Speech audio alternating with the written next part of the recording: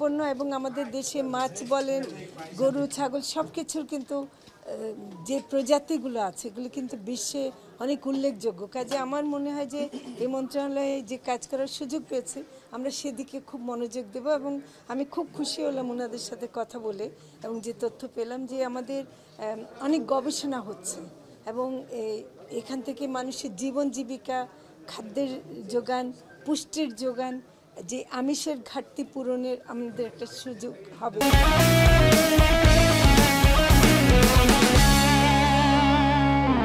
কীটনাশক আমার মনে হয় যে এটা খুব বড় ইস্যু, কারণ একদিকে দেখেন কৃষি মন্ত্রণালয় আধুনিক চাষ পদ্ধতি করতে গিয়ে কিন্তু প্রচুর কীটনাশক এমনকি রাসায়নিক সারটাও যেটা ব্যবহার করে সেটা কিন্তু আমাদের মাছের অনেক ক্ষতি করে।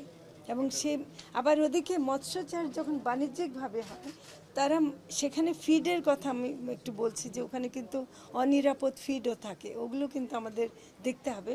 আর কীটনাশক দিয়ে মাছকে আবার যে হারভেস্ট করা হয় সেটা কিন্তু খুব ভয়াবহ একটা জিনিস। তো ফলে মাছ খাবো অথচ সেটা একটা বিষ খাবো, একই সাথে এটা হতে পারে না।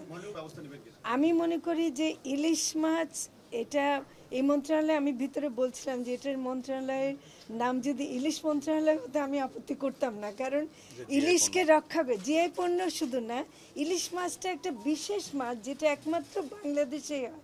এটা রপ্তানির চাইতে বেশি আমাদের চেষ্টা করতে হবে দেশের মানুষ যেন ইলিশ মাছটা পায় এবং সেটার দামটা অহেতুকভাবে বাড়ানো কোনো মতে যুক্তিসঙ্গত না।